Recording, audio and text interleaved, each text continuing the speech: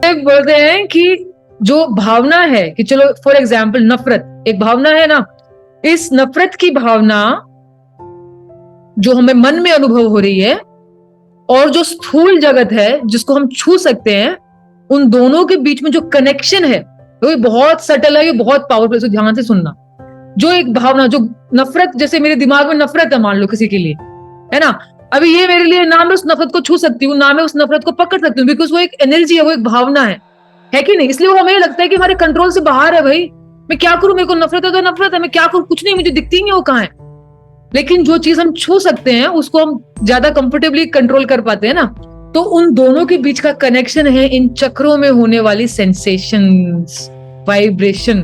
तो जब मुझे नफरत होती है तो हमारे हार्ट चक्रा में मुझे सेंसेशंस और झंझन झंझन झंझन फील होता है, एक वाइब्रेशन फील होती है।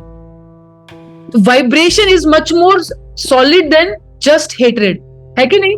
नफरत से थोड़ी ज्यादा स्थूल है ना वाइब्रेशन, कि आपको यहाँ पे झंझनाहट हो रही है तो ये आपको ज्यादा पकड़ में आ रही है, झंझनाहट एक ज्यादा सॉलिड है इसका एक्सपीरियंस, बजाय कि सिर्फ एक भावना के। तो ये हमारे शास्त्रों में लिखा है, सबसे सबसे बड़ी बात एक साधक के लिए, जैसे ही नफरत हो या जो भी भावना में आप अटके हो, उसके वजह से उठने वाले स्पंदन पे ध्यान ले जाओ।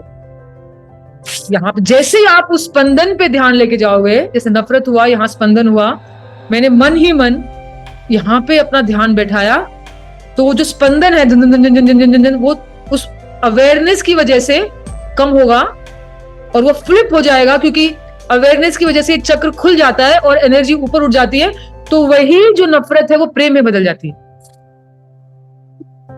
ये सीक्रेट है सबसे बड़ा, क्योंकि नफरत को खत्म करने जाएंगे, इससे मैं नफरत करती हूँ क्योंकि ये ऐसी है, ये गंदे से बात करती है, इसमें ऐसी कमियां, उसमें वैसी कमियां, जिंदगी भर नफरत से हम दूर नहीं जा सकते।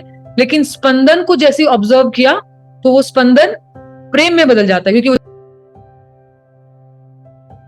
जय गुरुदेव डॉक्टर रुचि। तो हम आज हमारे साथ जुड़े हैं लेफ्टिनेंट कमांडर डॉक्टर रुचि दहिया, MBBS ENT सर्जन है, नेवी में सर्व किया है फॉर 5 इयर्स, 16 इयर्स से आर्ट ऑफ लिविंग में है और पिछले 6 सालों से वो आर्ट ऑफ लिविंग में सुदर्शन क्रिया कोर्सेज सिखा रही हैं। तो पूरे ज्ञान के पल टीम की तरफ से doctor Ruchi, I welcome you to this platform. जय गुरुदेव। Thank you. डॉक्टर रुचि, जैसे अभी हमने पढ़ा भी कि आप 16 साल से आर्ट ऑफ लिविंग में हैं, ऐसा हमने सुना, तो बहुत ही यंग टाइम, कॉलेज टाइम में ही आप आ गए होंगे I guess. yes.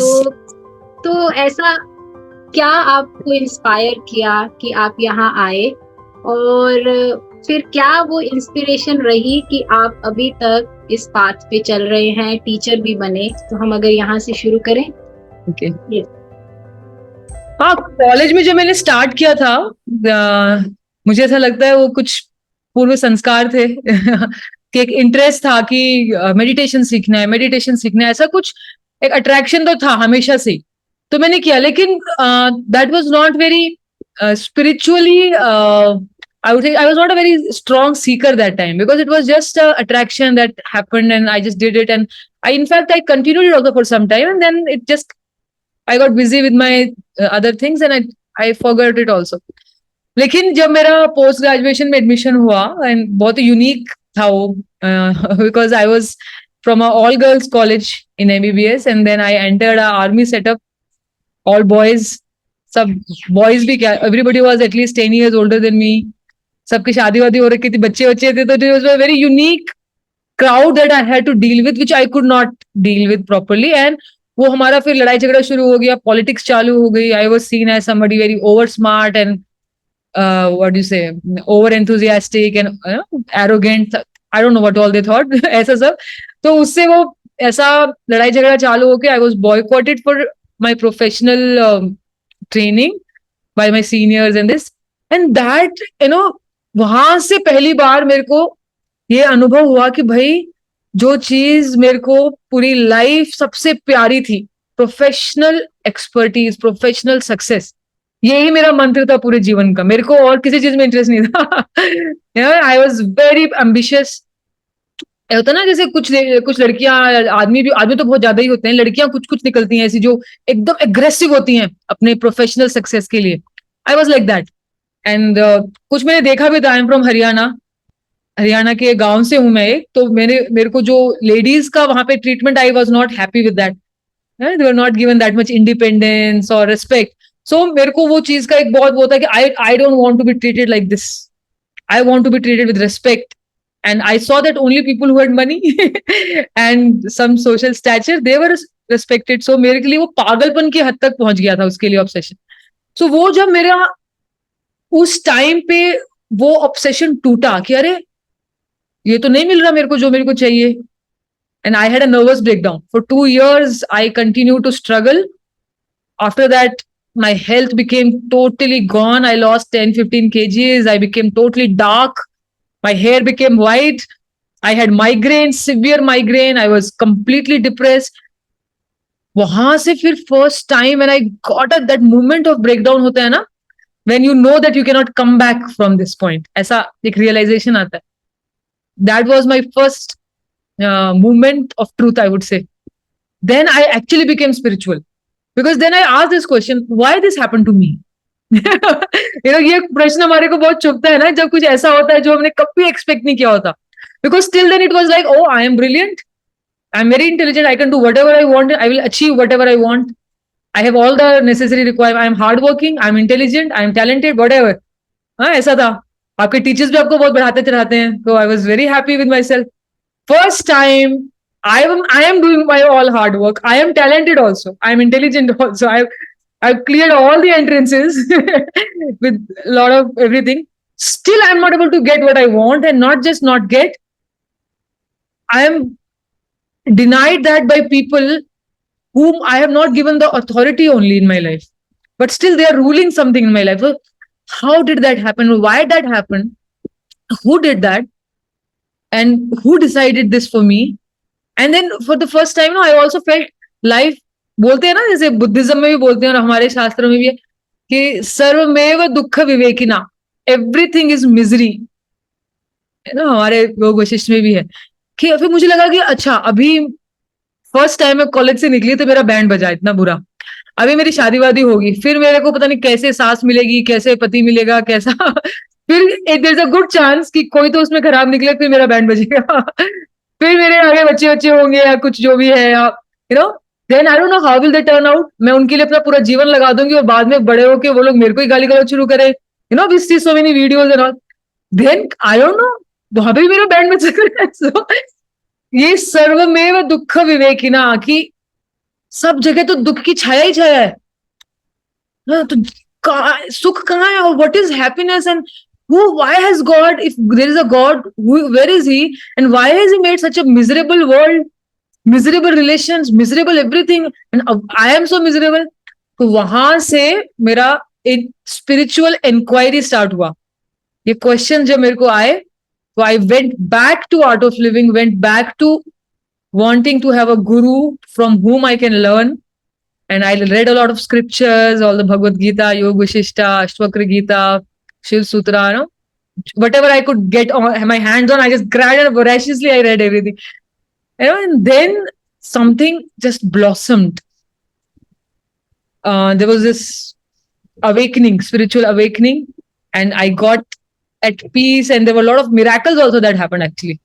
You know, Guruji बोलते हैं कि कभी ना से एकदम ही गुरुजी बोलते हैं चमत्कार को नमस्कार. सो तामसिक बुद्धि को जगाने के लिए चमत्कार चाहिए होता है. You no, I was so miserable that time and I was so दुखी. तमस होता है ना, दुख is dullness, Tamas in the mind. सो वहां से फिर God gives you some miracles, guru, you know, through him. However, so I got a lot of miracles, and that really shifted my idea from I do things and I run my life and I am doing this in my life to this is what I have been blessed with.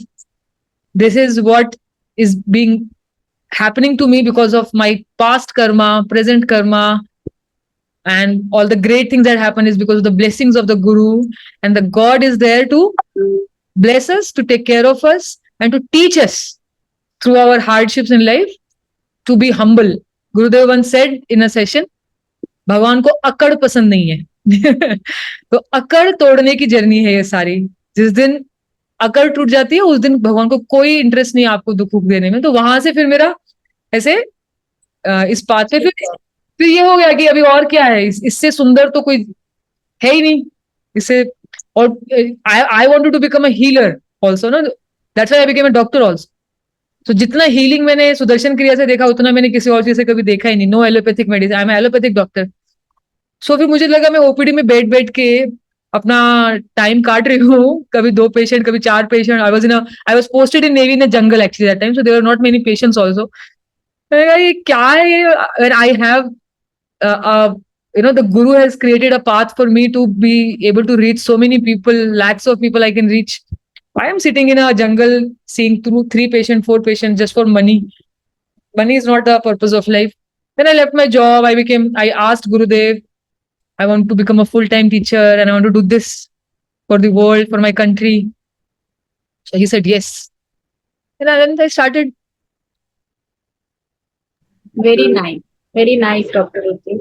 तो अभी आपने बताते हुए जब आपने बोला ना कि भगवान को अकड़ पसंद नहीं है, तो अभी हम नारद भक्ति सूत्र सुन रहे हैं। मैं आपको बता दूं, ये हमारा एक छोटा सा परिवार का एक ग्रुप बना है और हम लोग स्क्रिप्चर्स पढ़ रहे हैं। और हम भी स्क्रिप्चर्स जो पढ़ रहे हैं वो इसी भाव से कि हमारे बहुत सारे सवाल उठ गए हैं जिनका जवाब वहाँ मटेरियल लाइफ में नहीं मिल रहा, और जिनका इन ग्रंथों में ही हम जवाब ढूंढ रहे हैं और गुरुदेव दे भी रहे हैं। तो नारद भक्ति सूत्र में भी वो बहुत सुंदर बोल रहे हैं कि ये अकड़ नहीं, अकड़ के क्या करोगे, तुम कुछ करता ही नहीं हो। पर जैसे आप तो एक साइंस बैकग्राउंड से हैं और साइंस कहता है यू आर द डूअर, और स्पिरिचुअलिटी कहती है you are not the doer, there is some higher power. So can you connect these two point, कैसे हम इसको? जी, एक्चुअली साइंस भी अब ये नहीं कहता है कि you are the doer, science भी यही बोलता है। क्वांटम फिजिक्स जो अभी हमारा लेटेस्ट थियोरी है, physics theory, and they say everything is made up of vibrating, dancing strings of energy. We have come back to Advaita, or I would say not come back, we have reached to the level of Advaita, which was given by Adi Shankaracharya ji 2500 years ago in India. So बल्कि आप में से जो लोग भी देख सके ना, यूट्यूब पे एक डॉक्यूमेंट्री है, What the bleep do you know? What the bleep, BLEEP, do you know? ये एक साइंटिस्ट की बनाई हुई डॉक्यूमेंट्री है अबाउट कुछ नहीं है, यू नो। एक बास्केटबॉल पहुंचती है एक लेडी तक, और वो लेडी बोलती है, ओह तुमने मुझे मार दिया, यू नो। लड़का बोलता है, what are you talking, he did not even touch you. So ऐसे वो स्टार्ट होती है। मतलब जो इलेक्ट्रॉन्स एंड जो एटम्स होते हैं, they have such electric charge, nothing ever touches anything.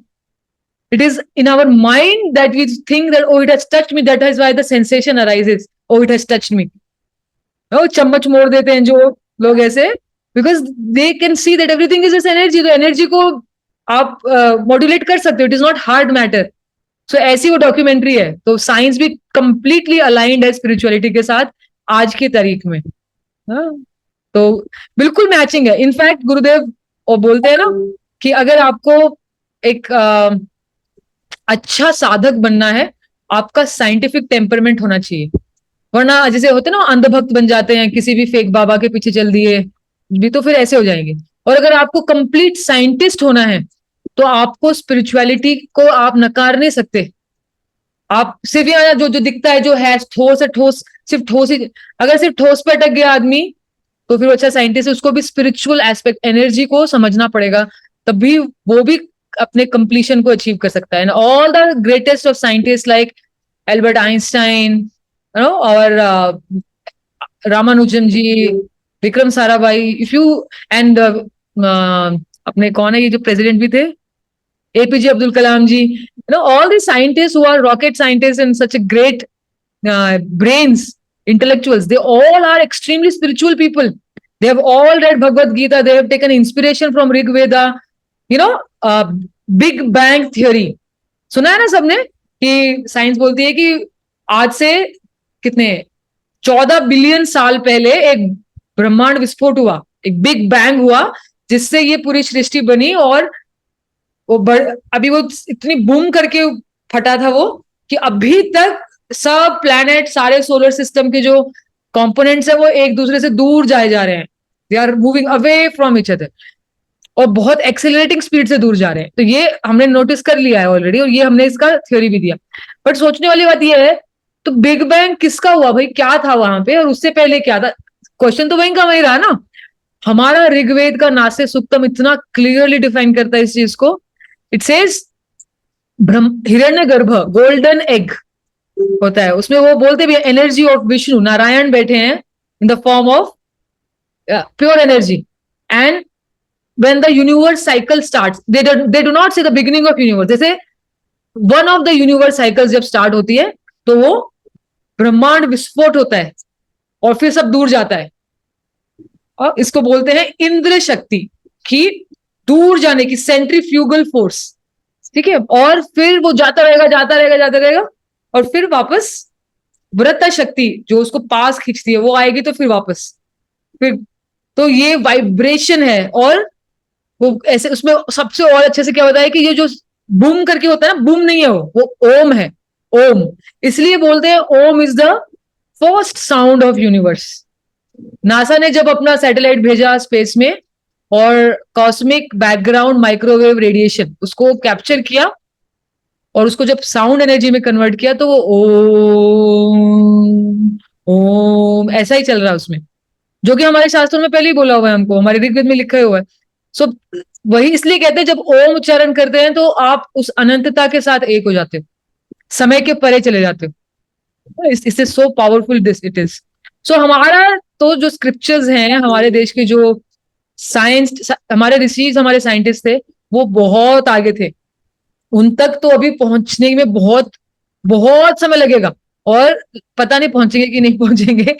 अगर सच जानना है तो लेना ही पड़ेगा उसका सहारा, बिकॉज अभी बहुत कमर्शियल हो गया ना सब कुछ, ये चीज ऐसा वो चीज वैसा। तो but scientist there are the core scientist are still agreeing to this and they are coming to Indian Vedic knowledge for they also believe that there is some higher intelligence, that there is some higher power जिससे ये run हो रहा है सब। हाँ very nice. तो if we come back to Sudarshan Kriya, जैसे अभी आपने कहा कि ऐसा लाइफ में हुआ फिर मैंने ये सुदर्शन क्रिया देखा, तो ये सुदर्शन क्रिया की क्या साइंटिफिक बेनिफिट है? इसको एक साइंटिफिक है, क्योंकि बहुत लोग करते हैं ना क्रिया उसके बाद बोलते हैं आप बहुत अच्छा लगा, अभी लाइफ में स्ट्रेस कम हो गया, अभी लाइफ में जो इमोशनल टर्बुलेंस रहता था अब कम हो गया, लेकिन वो बता नहीं पा रहे कैसा है। तो साइंटिफिकली आप इसको कैसे बताएंगे? जी अच्छा देखो, साइंटिफिकली ना एक बहुत अच्छी स्टोरी फॉर्म में इसको जान सकते हैं हम लोग कि जब आदमी धरती पे इवॉल्व होना स्टार्ट हो रहा था कई हजार साल पहले, 50,000 साल पहले, 10,000, कितने भी लगा लो, तो वो जंगल में था, जंगली जानवरों के साथ घिरा हुआ था, कोई सोसाइटीज नहीं थी, कोई सोशलाइजेशन नहीं था, कोई है ना इस तरह से था। तो वहां पे उसको बहुत खतरे थे जंगली जानवरों से, हार्डशिप्स ऑफ लाइफ। उसकी बॉडी ने एक सिस्टम डेवलप किया जिसे बोलते हैं fight flight and fright mode. तो जैसे ही उसको किसी जानवर से खतरा है या कुछ उसको बहुत शक्ति चाहिए कुछ करने के लिए, तो वो उसका ये सिस्टम ऑन हो जाता था, बॉडी एकदम तैयार हो जाती थी, एकदम हाई एनर्जी मोड में, एकदम कुछ भी करने को, मतलब फाइट करने को, या फ्लाइट मतलब भाग जाने को जोर से, या फ्राइट डर जाने को, डरने का भी इसमें यूज है। तो क्या होता था उस समय बॉडी में, एक तो बीपी बढ़ जाता था, बहुत हाई ब्लड प्रेशर। हाँ, जितना ज्यादा ब्लड प्रेशर उतनी जल्दी जल्दी ब्लड पंपिंग होता है ना, तो आपको बहुत ऑक्सीजन मिलता है, बहुत एनर्जी मिलती है। फिर आपका ब्रीदिंग फास्ट हो जाएगा, आपका हार्ट रेट फास्ट हो जाएगा बहुत, आपकी जो आंखों की पुतलियां वो खुल जाएंगी ताकि आपको बिल्कुल हल्की सी भी मूवमेंट एनवायरनमेंट में पता चल जाए, ठीक है। देन आपका जो ग्लूकोज है बॉडी में, शुगर, उसको बढ़ाना है ताकि एनर्जी मिले, सब मसल्स को एनर्जी मिले, हाथ सारा का सारा जो ब्लड है ना वो हाथ पैरों में पहुंचेगा फुल स्पीड में, ताकि भागना और लड़ना दोनों पॉसिबल हो। तो कहाँ से निकलेगा ये ब्लड? कहीं से तो निकालना पड़ेगा ना एक्स्ट्रा देने के लिए। तो आपकी स्किन, आपकी किडनी, आपका ब्रेन, इन तीनों चीजों की जरूरत नहीं है उस टाइम पे। और डाइजेशन की भी, चौथा भी चीज, उसका उस टाइम क्या डाइजेस्ट करना है? उस टाइम तो लड़ना झगड़ना है ना, लड़ना है, भागना है।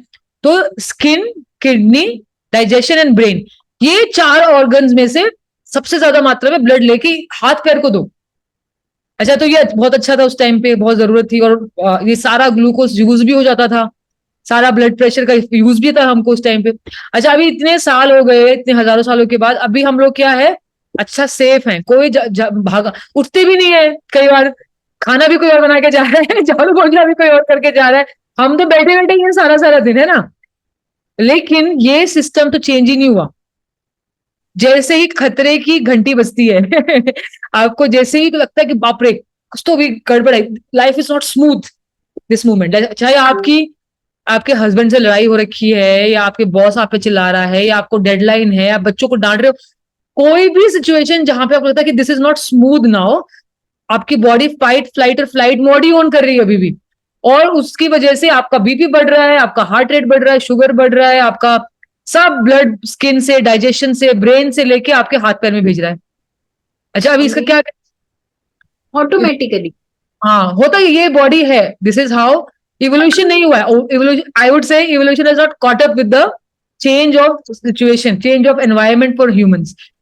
तो अब क्या है, इससे क्या हो रहा है अभी आप खुद सोचो, क्या करे इतने ग्लूकोज का, क्या करे इतने बढ़े हुए बीपी का, कुछ काम धंधा नहीं है उसका आपको, वो अभी, और आप ये देखो कि दिन में कुछ ना कुछ ऐसा खचपुच खचपुच छोटे छोटे चीजों की वजह से ऐसी इरिटेशन होती रहती है, होती रहती है, बार बार ये ऑन होता है, बार बार बीपी बढ़ रहा है, शुगर बढ़ रहा है, कुछ समय के बाद ये परमानेंट हो जाता है फिर, कि बेसलाइन लेवल पे आपका फाइट फ्लाइट मोड ऑन ही रहता है। कुछ लोग होते हैं ना हाइपरनेस, तो फिर जल्दी जल्दी एज में हाइपरटेंशन होना, या लेट एज में भी होता है तो इसी कारण से होता है। जो लोग योगीज होते हैं उनको हाइपरटेंशन नहीं होता, जो अच्छे मेडिटेटर्स होते हैं, शुगर जल्दी हो जाना, ओबेसिटी, ब्रेन एकदम ब्लैंक होता है ना, अरे मैं घबरा के ब्लैंक हो गया, ब्लैंक हो गया, ब्लड चला गया वहां से, और स्किन डल हो जाती है। वैसे क्या हुआ है तो डल लग रहा है, क्या स्ट्रेस है बहुत लाइफ में ना, कहते हैं ना स्ट्रेस में एकदम शक्ल काली पड़ जाती है, इसलिए पड़ती है। डाइजेशन, स्ट्रेस अल्सर हो जाते हैं लोगों को। स्ट्रेस अल्सर क्या है एक्चुअली, कि भाई आपका इतना फाइट फ्लाइट मोड ऑन रहता है कि जो डाइजेशन है वो पूरी खराब हो रखी है, तो सारा का सारा एसिड जो निकला वहीं पड़ा है, पड़े पड़े पड़े पड़े वहां पे उसने गड्ढा कर दिया, अल्सर हो गया, स्ट्रेस अल्सर बोलते हैं इसको। सब बीमारियां यहां से शुरू हो जाती हैं फिर, BP, sugar, stress ulcer, poor digestion, depression, की ब्रेन में खून ही नहीं जा रहा, दिमाग ऐसे फॉगी फॉगी रहता है, कुछ क्लियर नहीं, कुछ समझ नहीं आ रहा। स्ट्रेस का एक डेफिनेशन ही ये है कि परसेप्शन और आपका जो परसेप्शन है और जो रियलिटी है उसमें बहुत गैप है। आपको लगता है ये मेरे से नफरत करता है इसलिए मेरे पे चिल्ला रहा है, असल में उसका लाइफ में बैंड बजा हुआ बेचारे का, और उसको बस किसी की तरफ कुछ तो भी जो एक्सप्रेशन है वो फेंकना है ऐसे ही करके, और हम सोचते हैं मेरे से नफरत करता है। आपका परसेप्शन बहुत अलग है, रियलिटी कुछ और है। जितना ज्यादा ये गैप होगा उतने ज्यादा हम स्ट्रेस्ड आउट होते हैं, है ना। तो ये हमारे परसेप्शन खराब करता है, बिकॉज ब्रेन में है ही नहीं, कुछ ताकत ही नहीं है, कुछ ब्लड ही नहीं जा रहा, then again you feel all worse and stressed out and depressed and all that. सो अभी क्या है, सुदर्शन क्रिया क्या करती है, उज्जयी ब्रेथ से स्टार्ट हो जाता है बहुत पावरफुली, कि हमारी जो वेगस नर्व है उसको एक्टिवेशन शुरू हो जाता है। Vagus nerve is a very powerful nerve जो इस फाइट फ्लाइट मोड को ऑफ कर सकती है, सिर्फ एक ही चीज है जो ऑफ कर सकती है। वेगस नर्व को एक्टिवेट किया, ये फ्लाइट फ्लाइट मोड ऑफ कर दिया आपका, और आपका ऑन कर दिया rest digest mode. Vagus nerve की वजह से होता है, तो फिर सब उल्टा होना शुरू हो जाएगा, बीपी कम होगा, हार्ट रेट लो हो जाएगी, आपका शुगर, सब इंसुलिन बढ़ जाएगा, शुगर सही जगह पहुंच जाएगा जहां उसको सेट करना है वापस, जितना बॉडी को जरूरत है उस हिसाब से एडजस्ट कर देती है फिर। Basically you are much relax and body is now handling things as per requirement. आपका ब्लड फ्लो ब्रेन की तरफ बढ़ जाएगा, यू फील मच बेटर, आपके सेरोटोनिन डोपामिन बढ़ जाते हैं, आपका डाइजेशन अच्छा हो रहा है, आपकी स्किन चमक रही है क्योंकि वहां ब्लड फ्लो बढ़ गया। सो ये सब फिर सुदर्शन क्रिया से होता है। जो रिदमिक ब्रीदिंग है उसमें भी बहुत शक्ति है, रिदम में इतना पावर है वो हमको अभी पता ही नहीं है एक्चुअली। हाँ देखो रिदम ही है सब कुछ, हमारे को वो भी क्या बोले साइंटिस्ट कि everything is just rhythmic dancing string of energy. They did not say everything is energy, it is not that सब कुछ ऊर्जा ही है, सब कुछ ताकत सब कुछ नहीं है, ताकत भी एक रिदम के साथ है, वो ही सच्चाई है। हाँ, हमारा ब्रेन में एक रिदम से खट खट खट कुछ इंपल्स अपने आप जनरेट होता है, जो डॉक्टर्स भी नहीं जानते क्यों होता है, लेकिन कुछ ब्रेन सेल्स ऐसे होते हैं जो अपने आप एक इंपल्स निकालते हैं, और हर थोड़ी देर के बाद, और उस इंपल्स की वजह से हार्ट बीट चलती है, उसे एक और अलग स्पीड से इंपल्स निकलती है, उसकी वजह से ब्रीदिंग चलती है।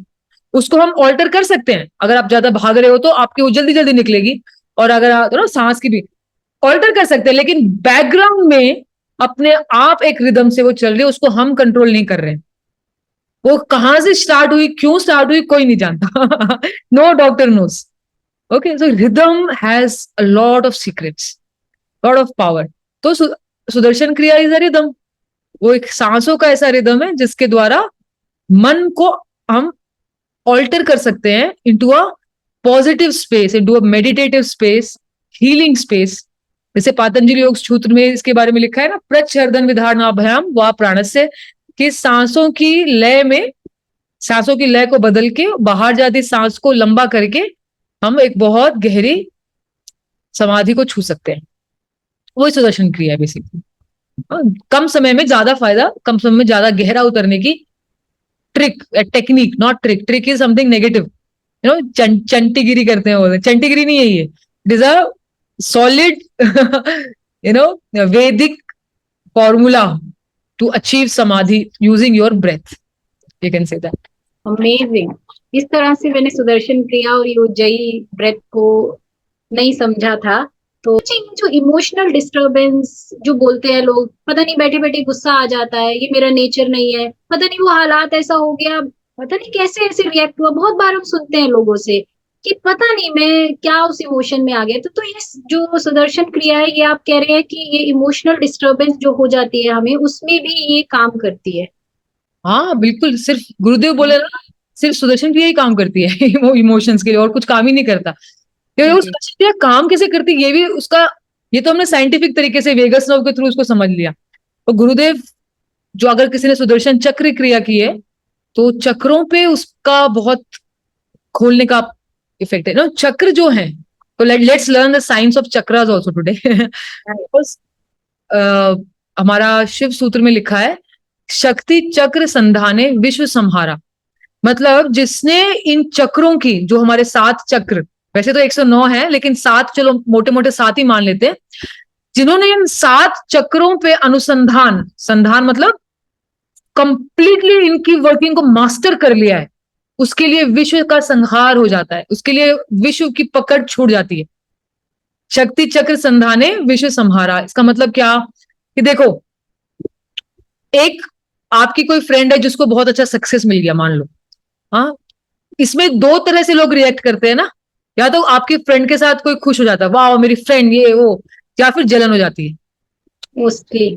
ना. तो में से एक, अभी क्या है, एक ही व्यक्ति को भी अलग अलग समय में दोनों में से एक भावना आ सकती है कि मेरे को कभी तो उस फ्रेंड से के लिए अच्छा लगा, लेकिन कभी मेरी लाइफ में मैं खुद ऐसे अपने आप को लो फील कर रही हूँ, मेरा खुद का नहीं कुछ चल रहा है, मैं खुद एकदम लूजर, तो मेरे को जलन ज्यादा होती है. यस और नो. इसका मतलब क्या हुआ कि वेरिएबल है आपका अपना रिएक्शन दूसरे व्यक्ति के लिए अलग अलग सिचुएशन में. तो क्या डिसाइड कर रहा है आपका रिएक्शन, आपकी प्राण शक्ति. जब प्राण शक्ति ऊपर के चक्रों में होती है, या फिर यूं कहें कि ऊपर की ओर जा रही होती है, तो जिस जिस चक्र के पास वो होती है, उस चक्र का पॉजिटिव एनर्जी वो आपको देगी. जैसे सबसे नीचे वाला चक्र पे, सबसे नीचे की बात करते हैं, लोवेस्ट चक्र, मान लो मूलाधार, सबको पता ही होगा, एडवांस कोर्स किया है सब लोगों ने, यहाँ पे सबसे बेस ऑफ स्पाइन पे होता है. अगर आपकी एनर्जी वहां से उठ रही है तो आपको क्या फील होता है, एंथुजियाज्म, ऊर्जा फील होती है, कुछ करते हैं, चलो कुछ करते हैं कुछ लाइफ में. लेकिन आपको ही हर रोज ऐसा फील नहीं होता, हर सुबह उठ के आपको ऐसा, किसी किसी दिन सुबह आपको नहीं लगता ऐसा, डिपेंडिंग कि आपने कल क्या खाया है. अब पिज्जा खा के सोए हो, बहुत हैवी खाना, एसिडिटी हो रखी है, ठीक से सोई नहीं है वो, तो सुबह उठते हो लगता है कि यार वापस सो जाऊं. यानी कि वहां से एनर्जी नीचे गिर रही है, तो इनर्शिया, पूरा दिन पड़े रहने का मन करता, पूरा दिन कुछ उठ के झाड़ू लगाने का मन भी नहीं करता, मान लो if you are a homemaker. लेकिन आपको ही अगर ऊर्जा वहां से, अच्छा खाया, अच्छे सोए हो, तो उठने लगती है ऊपर. सेकंड जगह में पहुंचती है स्वादिष्टान बिहाइंड द जेनिटल्स. वो अगर आपका same, if your life style is very good, you are a good meditator, you are good, आपको मन करेगा मैं कुछ सजाऊं, कुछ कुछ लिखूं, कुछ अपने भीतर के जो मेरे भावनाएं उनको कविता का रूप दूं, कुछ ऐसा मन करता है. ये सात्विक चरित्र आ गया. या फिर मन करता है लस्ट, वासनाओं में घुसने का.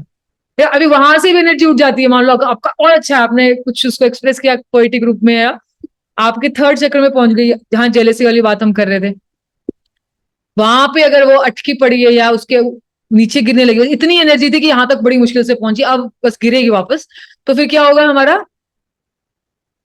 कैसे इमोशंस आते हैं?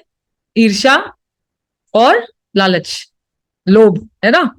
और अगर वहां से भी ऊपर उठ रही है तो सेम हमको लगता है ना, हम बहुत खुश होते हैं, हमको कुछ बहुत ग्रेटफुल फील होता है लाइफ में, हम कैसे लगता है, मन करता है सबके साथ बांटो, सबको सबको दो, गिफ्ट दो, इनको भी फोन करके गिफ्ट दो, ऐसा मन करता है, जेनरोसिटी एंड जॉय लगता है ना। हम ही है, एक ही आदमी में ऊर्जा कहाँ है उसके हिसाब से हमारी भावनाएं पकड़ लेती हैं।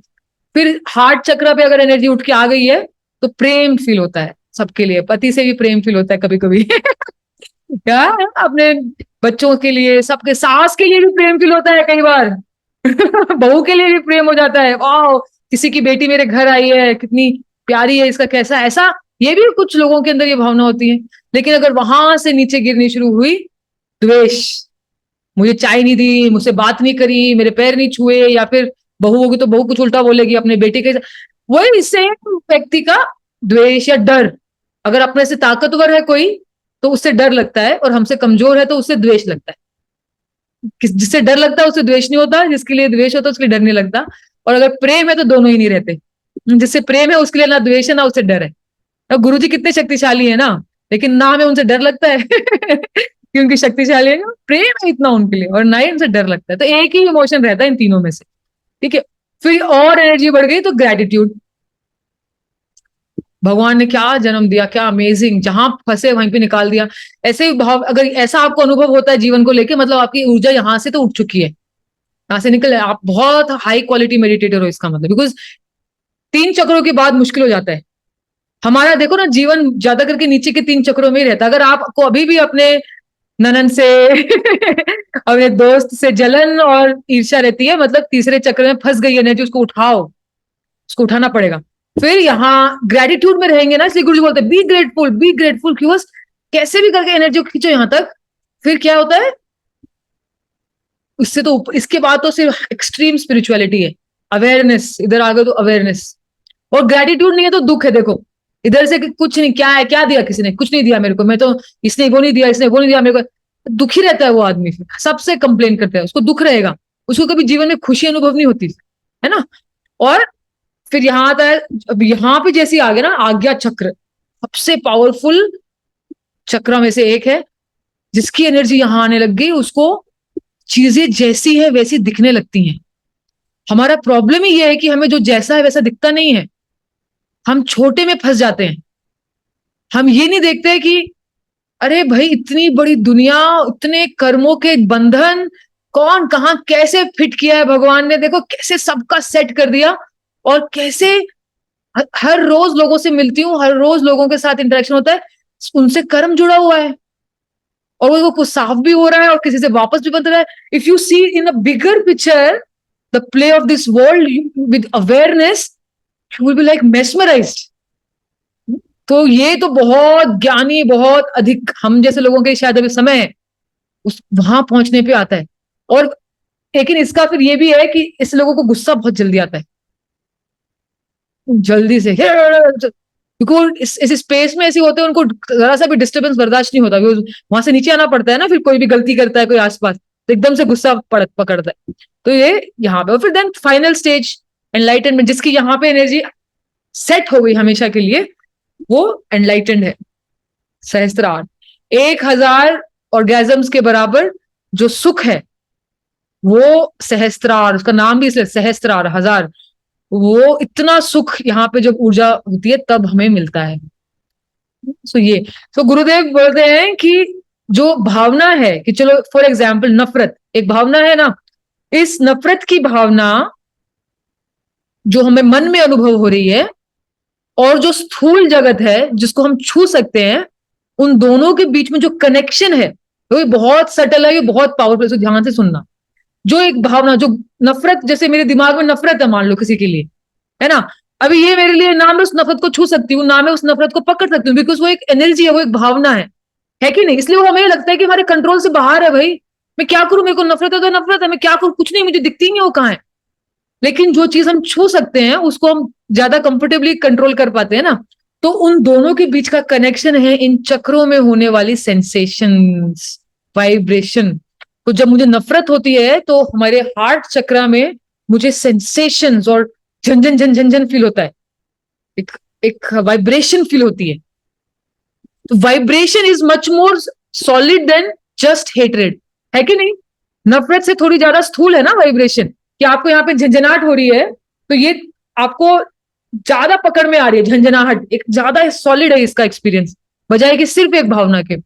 तो ये हमारे शास्त्रों में लिखा है, सबसे सबसे बड़ी बात एक साधक के लिए, जैसे ही नफरत हो या जो भी भावना में आप अटके हो, उसके वजह से उठने वाले स्पंदन पे ध्यान ले जाओ। यहाँ पे जैसे ही आप उस स्पंदन पे ध्यान लेके जाओगे, जैसे नफरत हुआ, यहाँ स्पंदन हुआ, मैंने मन ही मन यहाँ पे अपना ध्यान बैठाया, तो वो जो स्पंदन है जन जन जन जन जन जन जन, वो उस अवेयरनेस की वजह से कम होगा और वो फ्लिप हो जाएगा, क्योंकि अवेयरनेस की वजह से चक्र खुल जाता है और एनर्जी ऊपर उठ जाती है, तो वही जो नफरत है वो प्रेम में बदल जाती है। ये सीक्रेट है सबसे बड़ा, क्योंकि नफरत को खत्म करने जाएंगे, इससे मैं नफरत करती हूँ क्योंकि ये ऐसी है, ये गंदे से बात करती है, इसमें ऐसी कमियां, उसमें वैसी कमियां, जिंदगी भर नफरत से हम दूर नहीं जा सकते। लेकिन स्पंदन को जैसे ऑब्जर्व किया, तो वो स्पंदन प्रेम में बदल जाता है, क्योंकि वो चक्र खुल जाता है। तो उसी व्यक्ति के लिए जो कभी मान लो आपका सास कॉमन, सास से मान लो नफरत है, फिर वही आता है कि अरे नहीं यार, बेचारे ने कितना मेरे को एक हस्बैंड दिया है, उसकी परवरिश से इतना अच्छा हस्बैंड मिला है, अचानक से आप देखना आपके थॉट्स भी अकॉर्डिंग टू लव हो जाते हैं। ये एक सबसे बड़ा पावर है हमारे पास। यहाँ पे दुख है, दुखी है व्यक्ति, बहुत दुख में डूबा हुआ है, तो इधर वाइब्रेशन हो गया, आप ध्यान दो। हमें तो क्या है, लेकिन मेरा तो ये मर गया ना, इतना क्लोज, मेरी माता, मेरे पिता या मेरा कोई क्लोज रिलेटिव, अब कहां से मैं सुखी रह सकती हूँ? दुखी तो रहना है, अब तो मेरे को दुखी रहना है, ये ऐसा हमें लगता है। लेकिन जैसे ही आप उस वाइब्रेशन को, किसी में थोड़ा लंबा समय लग सकता है, लेकिन पकड़े रहो इधर, फिर क्या होगा, आपका एकदम से फ्लिप हो जाएगा और आपको ग्रेटिट्यूड होगा कि इतने दिनों के लिए इनका, इतना, मैं 40 साल की हो गई, इतने दिन मेरे को मेरी माँ का सानिध्य मिला। देखो कितने लोगों को तो 10 साल की उम्र में, 5 साल की उम्र में माँ छिन जाती है, भगवान ने इतने दिन तो मेरे को दिया। तुरंत आपका थॉट प्रोसेस भी वहां से, विचार भी उस तरह के आएंगे, आपकी भावना पलट जाती है। और सबको तो जाना ही है एक दिन, कम से कम मेरी माँ कुछ तड़पी नहीं, कुछ नहीं। हाँ। और अब देखो हमारे शास्त्रों में ना, हर सिचुएशन के लिए एक सकारात्मक ट्विस्ट दिया गया है। वो क्यों? क्योंकि सब कुछ सकारात्मक है, ईश्वर ने बनाई है दुनिया, तो ईश्वर क्या कोई दुख देने के लिए बनाएगा तुमको? एक खेल बनाया है गुरुदेव ने। एक में ना, एक लड़की थी, उसकी मम्मी को कैंसर हो गया, and she suffered a lot. I know I am deviating a little, but ये इंपॉर्टेंट है कि उसकी mother expired from cancer after suffering for 2 years, extreme pain में वो गई। ठीक है, तो वो बहुत दुखी थी कि यार, बिकॉज मदर ने इतना पेन भी झेला, तो उसको भी बहुत टूट गई वो खुद भी। सो मैं एक दिन गुरुदेव का वो पढ़ रही थी, भगवत गीता, गुरुदेव की कमेंट्री, और उसमें इतना सुंदर उन्होंने बोला कि हमारी जो आत्मा होती है, उसमें इतना इंटेलिजेंस होता है और उसमें इतनी शक्ति होती है कि वो अपना डिसाइड करके आती है। कुछ लोग, कुछ आत्माएं ऐसी होती हैं जो डिसाइड करके आते हैं कि मैं बहुत सारा कर्म इसी जन्म में काटने आई हूं, तो वो इनवाइट करते हैं कुछ बहुत painful diseases in the last part of their life, because they want to cleanse out karma of many lifetimes in just one short time. तो जैसे उसको ये बताया, मैंने स्क्रीनशॉट भेजा गुरुदेव का, इस नॉलेज से भी उसको इतने पेनफुल एक्सपीरियंस के लिए एक पॉजिटिव ट्विस्ट मिल गया ना। And it is not a fake thing, it is a Bhagavad Gita में गुरुदेव का लिखा हुआ है।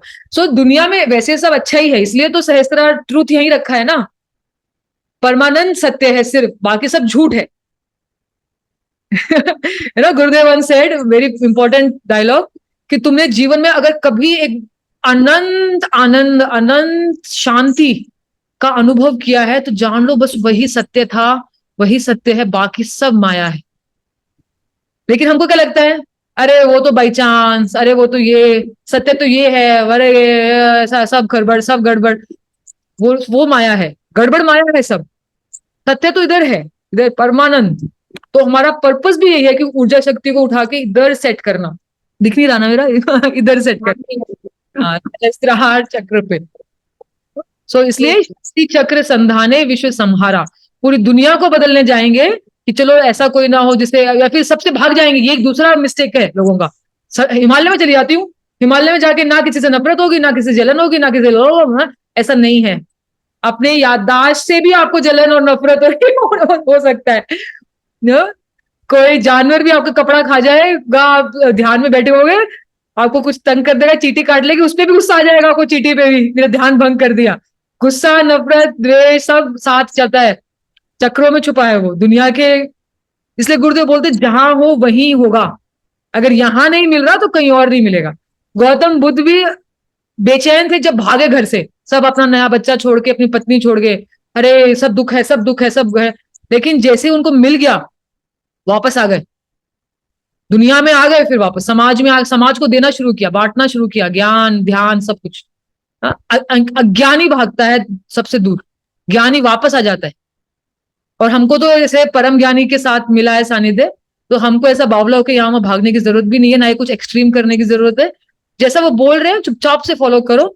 और जी जो हम ये सब डीप, ये गुरुदेव ने बोला है शिव सूत्रा में, लेकिन मुझे एक बार में समझ ही नहीं आया था ये इतना डीप है। है ना? कि इन चक्रों को पे आप फ्लिप करते चलो बस अपने आप, और आपका जो दुनिया की पकड़ है आप पे कि ये ऐसी है वो वैसा है, वो अपने आप छूट जाएगी, क्योंकि आप आपके भीतर अनुसंधान करने से आपका दुनिया बदल रही है। आपकी दुनिया क्या, आपका मतलब सब भीतर की दुनिया उस पर ही डिपेंड कर रही है। आप समझ रहे हो मैं क्या कह रही हूँ? थोड़ा सा अलग बिल्कुल है ना? हम्म, यही और यही करना है। इसलिए आप गुरुजी को कभी भी बोलो ना, देखो गुरुजी मेरे को बहुत गुस्सा आता है, कुछ बताओ मुझे गुस्सा कम कर दूं। गुरुजी बोले बस कुछ नहीं, ऐसे ही साक्षी हो जाओ, लड़ना नहीं किसी भाव, ऐसे बोलते हैं गुरुजी। गुरुजी ये नहीं बोलते तुम एक काम करो, तुम ना ऐसे ये मिर्ची खाना छोड़ दो, तुम ऐसा तो कुछ नहीं बोलते हैं वो। जस्ट अगर किसी ने गुरुदेव से पूछा कि गुरुदेव आपके पास कुछ लोग इतना पास रहते हैं, आपकी गाड़ी में बैठे हैं, आपके साथ रहते हैं सब, और कुछ लोगों को आपके दर्शन देखने के लिए भी कई कई महीने का इंतजार करना पड़ता है, तो गुरुदेव से बोले कि मेरे को ना जो लोग आपके पास है उनसे जलन हो जाती है। हाँ, और मेरे को, और वो आपके लिए इतना मेरे को लॉन्गिंग है कि वो जलन के रूप में बदल जाती है जो लोग आपके साथ हैं उनके प्रति। मैं क्या करूं? कितना वैलिड क्वेश्चन है ना, सबको सबको ही लगता है ऐसा, हम सबको है ना। तो गुरुदेव ने इसका कितना सुंदर आंसर दिया उन्होंने। He said, देखो सारी भावनाएं एक ही चैतन्य शक्ति का रूप है, के रूप हैं, साक्षी बनो, साक्षी बनने में ही ज्ञान है। ये 2 लाइन का आंसर दिया हूं। अच्छा अभी फिर क्या, कोई कैजुअल लिसनर जो होता है ना, हम में से बहुत सारे लोग including myself have been a casual listener of Gurudev knowledge. अच्छा अब ये क्या बोला, अच्छा सब एक ही चैतन्य, हाँ ठीक है, इसकी गहराई नहीं समझी हम अभी भी। गहराई यही है कि साक्षी हो जाओ। अच्छा मुझे जलन हो रही है, क्या तुझे बोला जलन उठ रही है, कहाँ उठ रही है, उससे क्या, जलन से मुझे क्या हो रहा है? तो अगर आप सेंसिटिव हो, आपको इमिडिएटली आपकी नाभि पे अनुभव होगा कुछ वाइब्रेशन, उस पे उसके साक्षी हो जाओ, उसको देखो, और कुछ देर में वो पलट जाएगी। ठीक है। हाँ सुपर हाँ। Super super. डॉक्टर रुचि, पहले तो डबल थम्स अप, इतना सुंदर डिलीवर किया है आपने, बहुत सुंदर।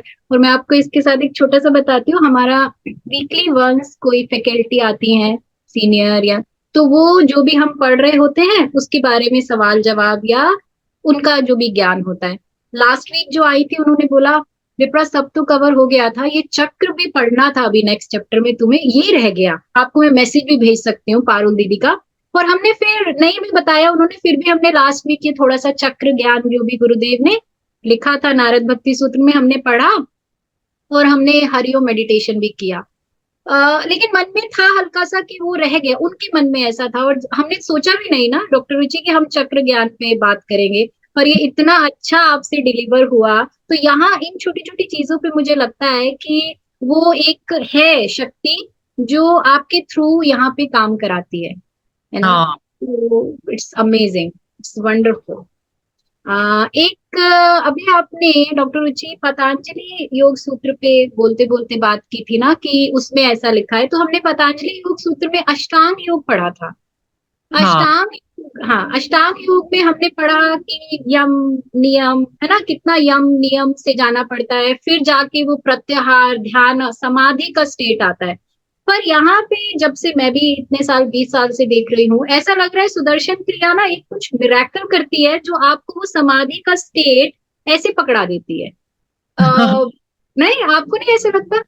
हाँ वो तो है ही, समाधि ही छूते हैं। गुरुदेव ने एक टीवी इंटरव्यू में बोला था ये, हम्म। क्या किसी ने, कितने नहीं किसने पूछा, कोई कोई जर्नलिस्ट था, वो कुछ बोल रहा था, तो गुरुदेव से दो तरीके से होता है अध्यात्म की जर्नी। एक होती है कि आप धीरे धीरे आगे बढ़ो और फिर आपको धीरे धीरे आपकी ध्यान पक्का होगा, आपको समाधि मिलेगी फिर एक दिन। और लेकिन जैसे विवेकानंद जी के जो गुरु, विवेकानंद जी भी बिल्कुल पहले मानते नहीं थे इन सब चीजों में, ध्यान व्यान, है ना, आपको अगर पता होगा। तो उनके गुरु ने उनको, जब उनसे गुरु से मिले वो, तो गुरु ने उनके सर पे हाथ रखा ऐसे और उनको समाधि दे दी। क्योंकि एक्चुअली समाधि तो एक गुरु की कृपा से, ईश्वरीय कृपा से ही मिलती है। समाधि कोई प्रैक्टिस कर करके आप अचीव नहीं कर सकते, है ना। ईश्वर प्रणिधान क्या सिद्धि समाधि, कुछ ऐसे करके गुरुदेव बोलते भी हैं एक स्टेटमेंट। तो उनको जब एकदम से ऐसे उनके टच करते ही समाधि का अनुभव हुआ, तो उनके सारे जो डाउट थे वो खत्म हो गए। और फिर वो शुरू हुए इस पथ पे आगे बढ़ना, कि हाँ ये तो कुछ अलग है। तो ऐसे ही हमारे गुरु भी ऐसा ही करते हैं, एक एक के सर पे हाथ नहीं रखते हैं, बस एक एक को कोर्स में बुला के सुदर्शन क्रिया कराया, समाधि का अनुभव, और फिर हम लोग लग जाते हैं और कुछ आगे आगे बढ़ने के लिए। सो ये भी एक पाथ है। और आजकल के समय में जब कलयुग है और लोगों में लालच और भाग दौड़ और ये ज्यादा है, तो ऐसे में उनको ऐसी सटल बातें बोलेंगे ना स्पिरिचुअल, तो शायद समझ नहीं आएंगी, नहीं आती हैं। इतना इंट्रोटॉक, अभी भी मैं एक इंट्रोटॉक दे के आ रही हूँ। कितने 25-30 लोग होंगे इंट्रोटॉक में, बहुत बढ़िया उनको ध्यान कराया, पंचकोशा अच्छे से ज्ञान व्यान दिया, सब खत्म होते ही भाग गए। नो बड़ी, दो लोग, दो लेडीज आई जो ऑलरेडी 9 साल से कुछ अलग टाइप का ध्यान कर रही हैं। उन्होंने बोला हाँ हम सुदर्शन क्रिया भी करेंगे, लेकिन out of 30 just see the ratio, ध्यान करने के बाद ये हाल है लोगों का, इतने बेचैन, इतना वो रेस्टलेसनेस। तो ऐसे में लोगों को बोलेंगे आप करो, 4-5 साल के बाद आपको देखना समाधि लगेगी, तो फिर वो बोलेंगे हमारे पास ये क्या है, हमको नहीं चाहिए समाधि समाधि। इसलिए समय के अनुसार गुरु आते हैं। गुरु मतलब ये जो परम चैतन्य है वो ये एक शरीर रूप में आता है। तो इस बार परम चैतन्य इस रूप में आए हैं with this kind of techniques and knowledge, कि पहले समाधि दे दो भाई इन लोगों को, ताकि थोड़े शांत हो जाए और फिर ये शुरू होंगे धीरे धीरे इस फील्ड में। समय का भी बहुत बड़ा रोल होता है आध्यात्मिक प्रैक्टिसेस पे। Very true. तभी बहुत लोग हम में से पहली बार सुदर्शन क्रिया जब प्रैक्टिस करते, जस्ट इन 1 और 2 बार जो हम करा, उसी में ही एक स्टेट ऐसा मिल जाता है कि जो मन इतना फैला हुआ था, दुखी था, अब इतना शांत लग रहा है, कितना मुस्कुराहट सी आ जाती है, शाइन आ जाती है, जस्ट इन फर्स्ट सुदर्शन क्रिया। ये तो आपने बहुत अच्छा बोला। या एनीवन एल्स जो कुछ पूछना चाहते हैं डॉक्टर रुचि से, तो अनम्यूट करके पूछ सकते हैं। किन्होंने रेज किया था हैंड, आई थिंक अभी हाँ, Gurucharan ji, you yes want to ask? हाँ जी। जी। मैं ये पूछना चाह रही थी, ये जो आप वेगस नर्व के बारे में कल भी शायद बात हुई थी और आज भी आपने बोला, तो इसमें 10th वेगस नर्व के बारे में आप कुछ बताएंगे? 10th वेगस नहीं होती, 10th क्रेनियल नर्व को वेगस नर्व बोलते हैं। हमारी 10th, क्रेन मतलब सिर, खोपड़ी ना, ब्रेन। हाँ जी। क्रेनियम यानी कि हमारे ब्रेन से जो निकलती है नसें, वो 12 हैं, 12 क्रेनियल नर्व्स हैं। तो उसमें ओके, जो है वो है वेगस नर्व, वो ब्रेन से निकलती है। और वो तो ये हेड एंड हार्ट के बीच में रिलेशनशिप बनाती है हमारी। हाँ ब्रेन से निकलती है और हार्ट को भी सप्लाई करती है, इसलिए इसको ऐसा बोलते हैं। बट इन स्पिरिचुअल टर्म्स सुषुम्ना नाड़ी के बराबर इसको हम मानते हैं। तो सुषुम्ना ओके, होती है हाँ वो। मैं भी ऐसा ही सोच रही थी कि ये सुषमना नारी यही है। और ये मुझे एक्चुअली मेरे साथ ही एक्सपीरियंस हुआ कि मुझे वहां ब्लॉक फील हो रहा था, my energy want to go up, और उसके कारण मुझे गैस्ट्रो प्रॉब्लम हुई। एंड पिछले दिनों मुझे बहुत सारे टेस्ट से मुझे गो थ्रू होना पड़ा, और वो चीज मुझे बहुत टाइम से मतलब मुझे वहां मतलब एक फील होता था कि वहां कहीं ब्लॉक है मेरी एनर्जी। एंड आने लगे सब जगह सप्लाई करती है, हमारी आंखों को, हमारे सलाइवरी ग्लैंड्स को, मुंह के अंदर, गले के पीछे, lungs, heart, kidney, digestive system. That is why it is called vagus. Vagus का मतलब भी होता है वॉन्डरर, मतलब घुमक्कड़। तो वो इतनी लंबी है, सबसे लॉन्गेस्ट क्रेनियल नर्व है, तो सब जगह घूमती फिरती रहती है, सबको सप्लाई कर देती है। और क्योंकि इसलिए तो कि जैसे ही वेगस नर्व को एक्टिवेट किया, मतलब ये सारे ऑर्गन जहां जहां उसने सप्लाई किया है वो सब रेस्ट में चले जाते हैं, और उनमें ब्लड फ्लो बढ़ जाता है और वो सब हील होना शुरू हो जाते हैं। That is why vagus nerve is so powerful. Very nice, thank you. Mamta ji, आप कुछ पूछना चाह रहे हैं? हाँ जी, जय गुरुदेव दीदी। जय गुरुदेव ममता जी। वैसे तो आप एलोपैथी डॉक्टर है, लेकिन आर्ट ऑफ लिविंग में है और बहुत सारा नॉलेज भी रखती है। तो मुझे इतना पूछना था कि मैं तो आयुर्वेद में ज्यादा विश्वास करती हूँ, लेकिन मुझे गैस का बहुत प्रॉब्लम रहता है। उसके कारण मेरे मन पर, नींद पर बहुत असर पड़ता है। तो उसके लिए मुझे क्या करना चाहिए? आप क्रिया करते हो हर रोज? हाँ जी। सहज समाधि भी करते हो? हाँ जी। आपने एडवांस कोर्स किए हैं? जी। ओके, सो अभी आप सुबह उठ के अल्कलाइन पानी स्टार्ट करो। रात को 1 लीटर पानी में 4 खीरे और 2 टुकड़े नींबू के डाल के सुबह 2 से ढाई गिलास पानी पीना। उसके 1.5-2 घंटे बाद कुछ खाना, इमिडिएटली नहीं खाना है। और दिन में भी कभी ऐसा है कि आपके खाना खाने के 2 घंटे बाद और नेक्स्ट खाना खाने के 2 घंटे पहले इसी समय पे पीना, क्योंकि वो डाइजेशन को फिर वो करता है। ठीक है, तो एक तो ये चीज आप करो, ये बहुत पावरफुल है। दूसरा, आपको नोट करना पड़ेगा कि इतना आप मेडिटेशन सब करते हो, यानी कि आपको स्ट्रेस तो नहीं होना चाहिए ज्यादा।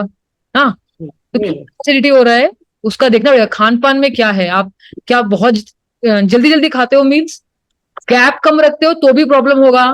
और अगर बहुत मिर्ची मसाला, गरम मसाला ज्यादा है, उसकी वजह से भी होगा। कुछ खाने एसिडिक होते हैं, व्हाइट शुगर, आलू, शिमला मिर्च, इनसे एसिडिटी बढ़ती है। अपना थोड़ा डाइट का भी आप चेक करना कि क्या आप बहुत एसिडिक चीजें खा रहे हो क्या। और बाकी आयुर्वेद डॉक्टर से मिलके आप प्रॉपर ट्रीटमेंट भी चालू कर सकते हो। आयुर्वेदा में तो बहुत स्ट्रांग है मेडिसिन आयुर्वेदा की भी। हाँ, इनफैक्ट मैं भी आयुर्वेदा में ज्यादा फॉलो करती हूँ। जब तक कि आपका कुछ बीमारी ऐसी बड़ी ना हो जाए कि ऑपरेशन ऑपरेशन की जरूरत पड़े या कुछ इमरजेंसी है या कुछ है।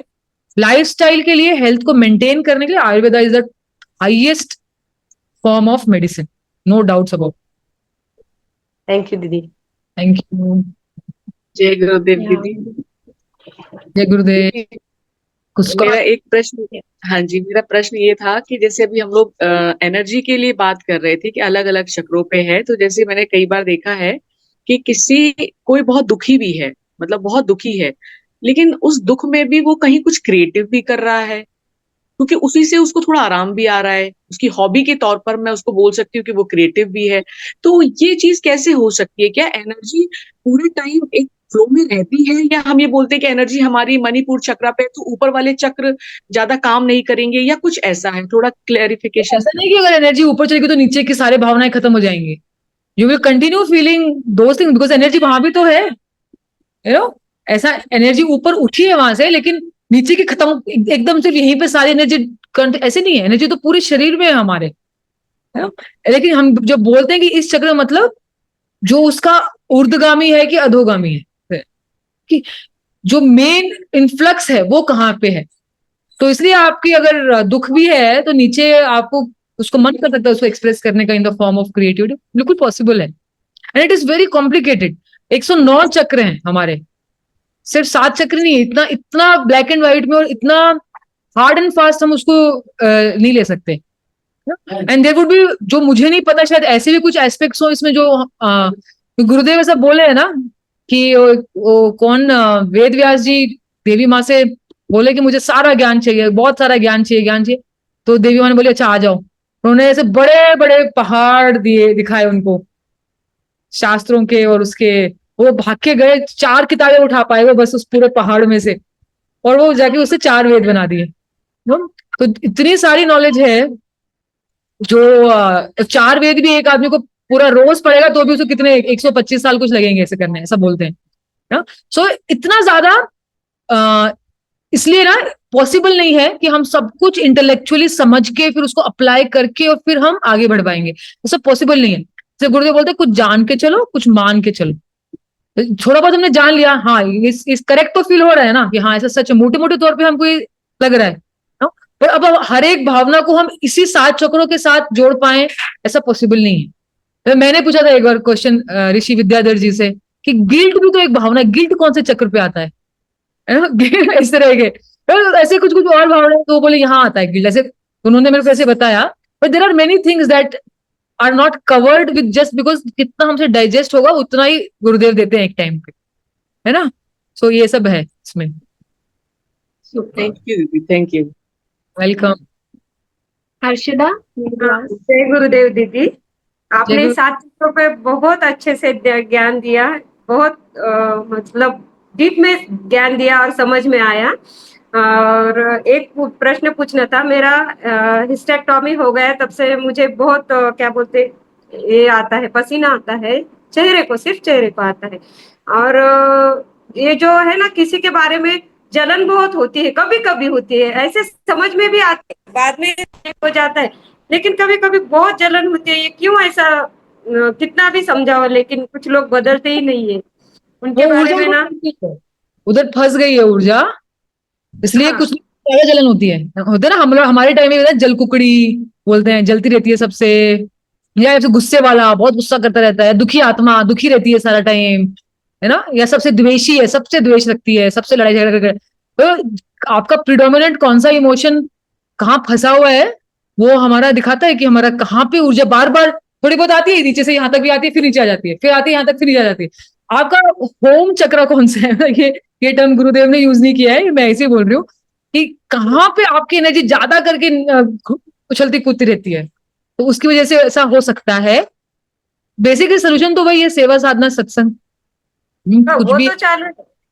हाँ, अरे मैं गुरुदेव का एक वो सुन रही थी सेशन, हीलिंग विद कॉन्शियसनेस। उन्होंने बोला कि 3 तरह से बीमारियां आती हैं, तो आपको जो भी हुआ भी है हिस्टेरेक्टमी सब, तो एक होता है कार्मिक, कि लिखा हुआ था भाई ना, कुछ लोग होते हैं ना, मैंने कभी शराब नहीं छुई, कभी ये नहीं किया होगा, फिर भी मेरे को ये हो गया वो हो गया, कैसे हो गया?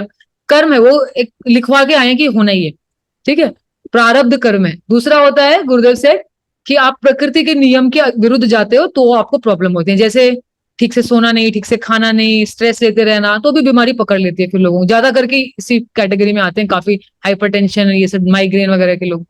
और तीसरा होता है प्रकृति देती है कुछ कुछ चीजें, जैसे कोविड आ गया, स्पेन, ये स्वाइन फ्लू आ गया, ये प्रकृति जब देती है तो ज्यादा कुछ काम नहीं करता वो, तो फिर मैक्सिमम लोगों को चपेट में ले ही लेती है वो बीमारी, मासेस में लोगों को घेरती है।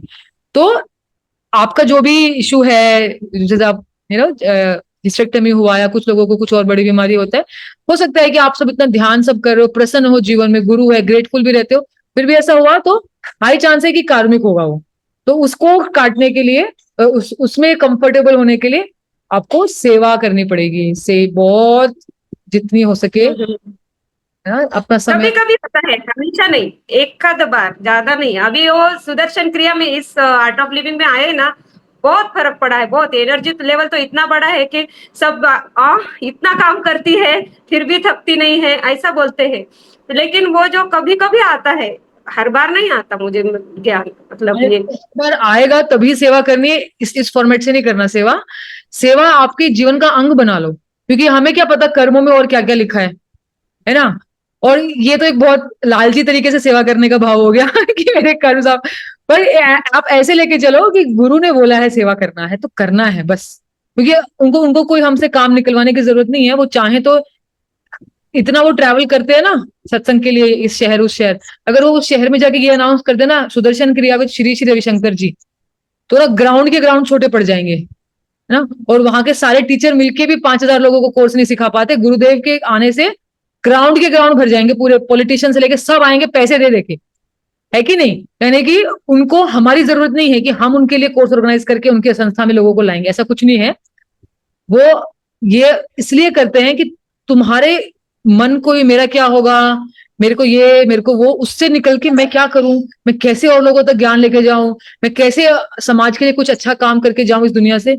ये भावना में जैसे आदमी ज्यादा समय रहने लगता है तो अपने आप उसके कर्म ढीले पड़ने लगते हैं, उसके कर्म घुलने लगते हैं।